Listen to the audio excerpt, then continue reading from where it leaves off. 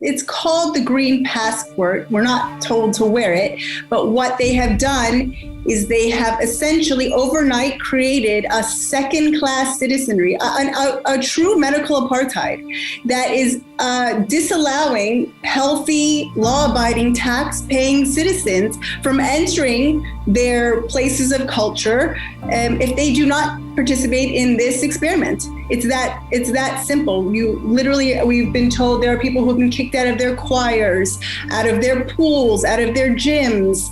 I don't know who's going to hear the message we're saying. I don't know what is going to become of it.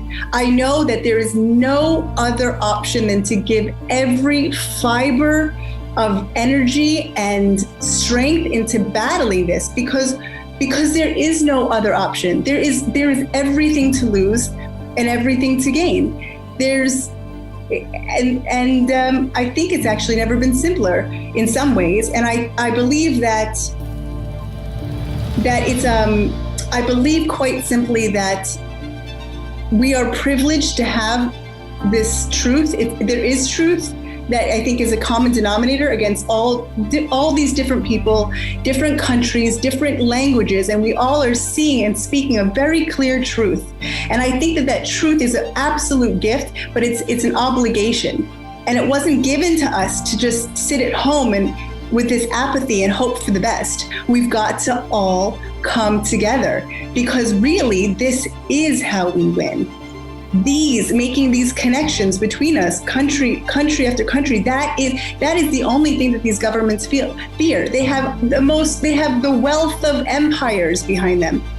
But when the people realize that we are the many and they are the small, they have nothing. They have nothing. And I can never give up on that hope that we're gonna build this force and take our lives back. Because I've said before, I feel like the ball is in the air. It's like this volleyball, and it's a matter of who hits it. We're not going back. There is no going back. There's going forward, and we have a tremendous opportunity. And we have a tremendous opportunity to come together as humans without the questions of religion. They are pushing us so far that they are making this complete reset. We get to actually be just humans in such a beautiful way.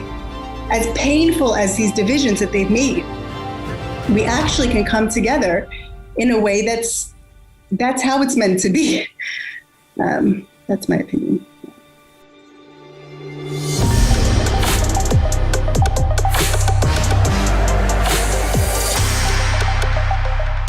Ilana, Rachel, welcome in the Black Box studio. Yesterday I listened to a kind of a disruptive audio file from you all the way from Jerusalem. It's a very bad situation here. They're making people wear a ankle bracelet. It's absolutely insane.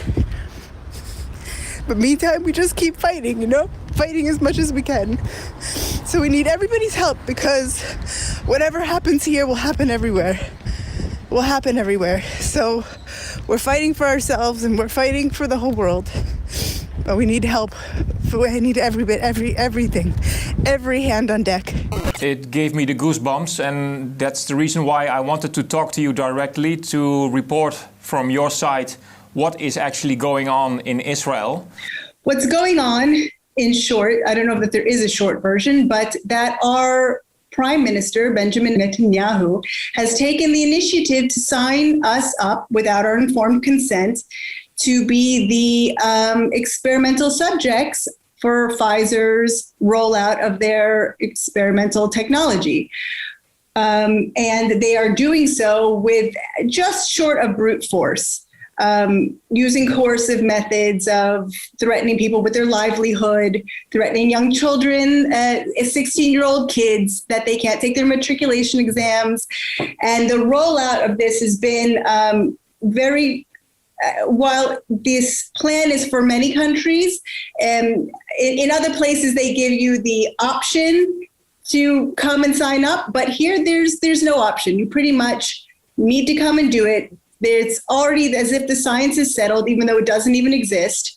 And there's a profound governmental and social pressure already to rush into this this experiment. And in Israel, they don't even speak about it as if it's an experiment. Well, the rest of the world is fully aware that's exactly what this is. Are you saying that vaccines are mandatory in Israel right now? Vaccines are not mandatory in Israel. However, this COVID-19 shot is, well, it's just short of it. Meaning they say that it's not a have to and it's not a force, but the reality on the ground is people are losing their jobs if they're in the health, if they're doing any sort of health professional. There are many different places where people are told that you vaccinate or you're out. You told me something before in this audio file about people wearing kind of a badge around their wrist, the free pass or something like that. What is that all about? It's called the green passport. We're not told to wear it, but what they have done is they have essentially overnight created a second-class citizenry, a true medical apartheid that is disallowing healthy, law-abiding, tax-paying citizens from entering their places of culture if they do not participate in this experiment. It's that simple. We've been told there are people who have been kicked out of their choirs, out of their pools, out of their gyms. Like I said, there's incredible social pressure and division between families, and this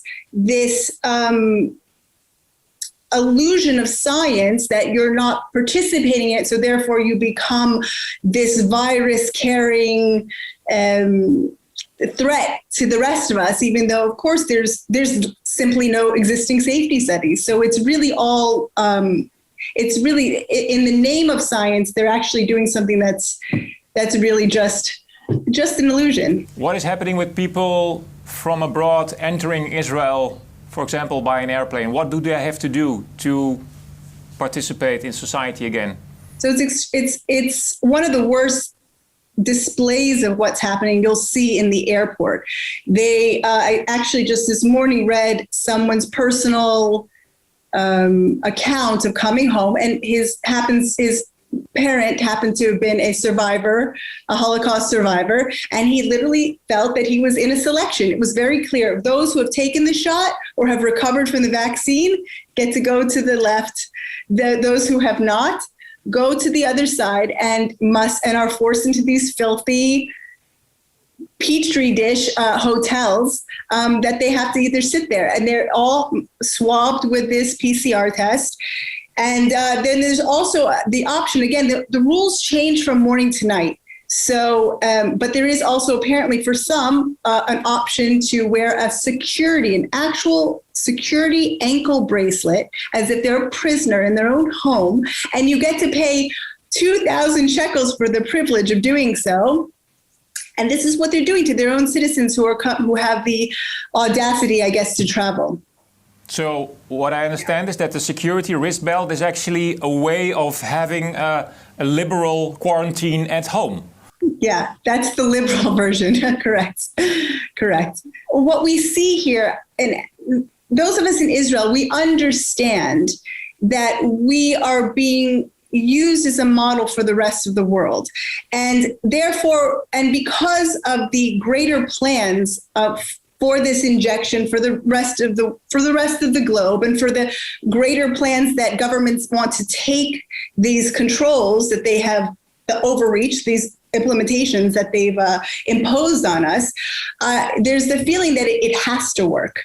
They're giving us no choice because we are the model in order to show everyone how fantastic this new version of life is. So we're up against extraordinary forces.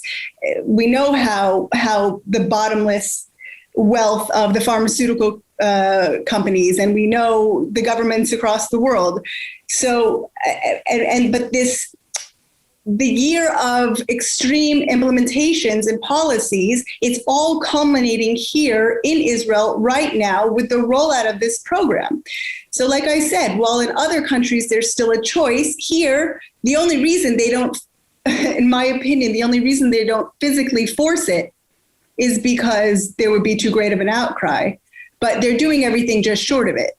It's the same old story. It's the other. It's this version is that, it's the idea that this other is going to bring danger to my safe place. And that's what those people who are not willing to participate in this experiment have become. Is there any resistance in Israel to these events happening? I mean, if you look at it in a historical and also religious perspective, you might say after what happened to the Jews through history and they finally have their promised land, it's kind of cynical what's happening now with the Jews in Israel.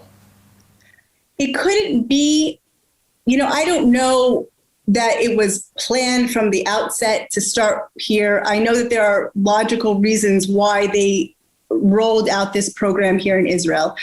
But the particulars that our people went through the Holocaust, and you actually have some elderly people who were Holocaust survivors now being tested on in their homeland, in our place of refuge, again, by the same company, only changed names. You really you couldn't have tailor-made a bigger betrayal. Because the truth of the matter is this is supposed to be our refuge. And we are now front and center in a danger that no one can even define. We know many of the immediate health concerns, but the fertility issues, we have rolled out a program that, never mind the fact that the only group of people that was ever at risk of dying, with exception to this virus, who was 65 and older, and those with comorbidities, they put such a sense of fear that they rolled out this experimental program even into pregnant women, pressuring kids from age 16 and up, and pregnant women, literally radio messages, come and get vaccinated, you'll save your baby. And the night before they roll out the program, it's this, for the first time in a year, they put out news articles that say, we suddenly have 30 some pregnant women in critical conditions in the hospital. It's such a crude, obvious, and people buy it. They just seem to buy it. They seem to forget not only basic science, but everything, their experience themselves. The one saving grace in this whole virus was that the children are spared. And instead, we're pretending like a pregnant woman needs to go and take an mRNA technology into her system. I have lived in Israel for nearly 24 years, and I could never have imagined that we would do these things. I could never have imagined. And but the thing is that we know it's not a secret. There is a contract. There is an actual physical contract between Pfizer and our government. We've seen only a redacted version. What we know is there is a penalty clause. They must, right now, the government of Israel is acting incredibly desperately because they have some sort of quota of people they must reach, that they must inject. I don't know what this penalty clause entails. Obviously, it must be something more terrible than risking the health of for generations to come of your entire people. But we know that exists, and we know that they're in a situation where they feel a lot of pressure, and so they're acting foolishly and more extremely. They're sending out messages offering people a slice of pizza to get your injection. It's just a twilight zone. And what's even more painful is not only how extreme, because it's so obvious to anyone who is willing to admit, but that there's so many people that, for various reasons why that's true, but for so many people who still trust in our government and are pretending like any of this could still be about a virus. We're being boiled alive in this pot and pretending it's not that hot. And it's very painful. These people we love and respect, our neighbors, our relatives, and we're still acting as if this is what's really going on. Ilana, in the Netherlands, we're facing new elections very soon. And there is one politician who actually has a house in Israel. She's called Sigrid Kaag. And she worked for the United Nations, and she's actually setting Israel as an example in the Netherlands and saying in the news that we should look at the success that Israel already has booked. Laten we als Nederland een voorbeeld nemen aan Israël, waar gevaccineerde mensen weer toegang krijgen tot het maatschappelijk leven. What would you like to say to her? I would like to say to her that the data is not being collected.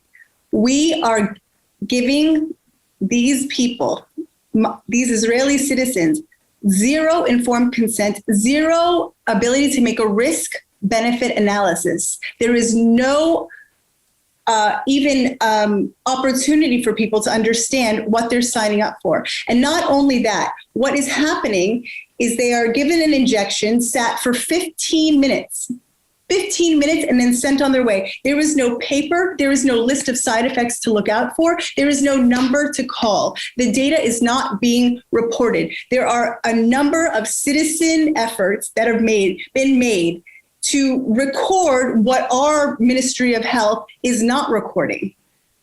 Only the most extreme things come into the news, and they've stopped that even. With the first cases of Bell's palsy, the first elderly people who dropped dead of heart failure within hours, and then the headlines changed the next day. There was no relation. There's no relation to the injection they got. I know people personally who work in medical facilities who watch 40-something-year-old people die of heart failure 2 days after an injection.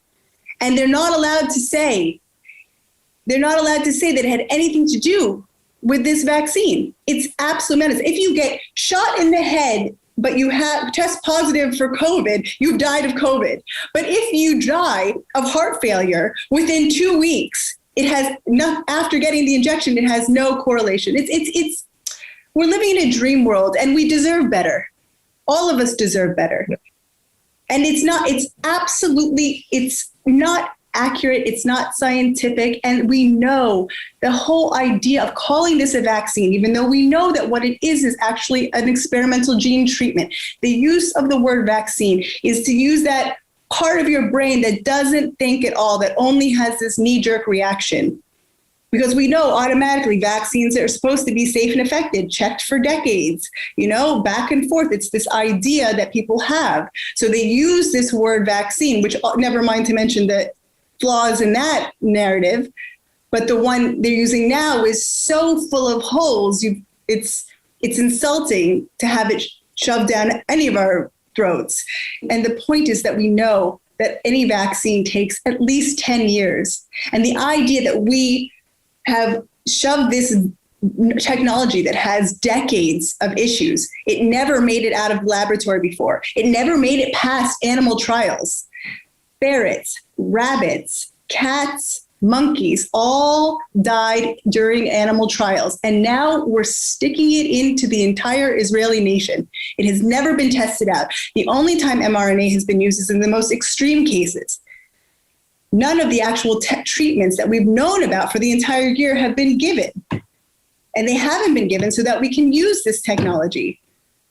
Let's get back to human rights. What is actually happening to the society in Israel? Do you still feel that you live in a free and open society? No, absolutely not. I think that you hear people talking about where can we go? People absolutely terrified for what will be from one day to the next, never mind for what will be in the future for our children. The divisions are so extreme, are so unreasonable, and I think that even people who have signed up and taken this injection are starting to see that because is so extreme and the government is acting so desperately. But right now, if you walk out without a mask, it's the same stories that you hear about all over. You have people who are willing to scream at you in the street, and that's only a beginning. And they've succeeded in putting this narrative that you are a risk, a walking germ-filled risk if you walk into somebody's store. without taking this injection, which of course has no opportunity to stop transmission. It's not what it was made to do. I understood you're also running a political party in Israel. Are you succeeding?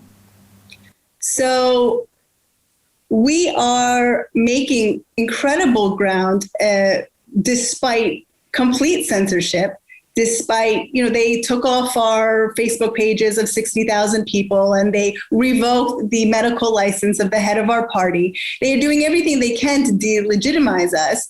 But of course, it doesn't succeed. It only makes it more obvious that small parties in Israel have historically had a massive challenge. They won't even allow us to open a bank account to receive donations. They're doing everything they possibly can to keep us because we are coming against the only narrative that endangers them.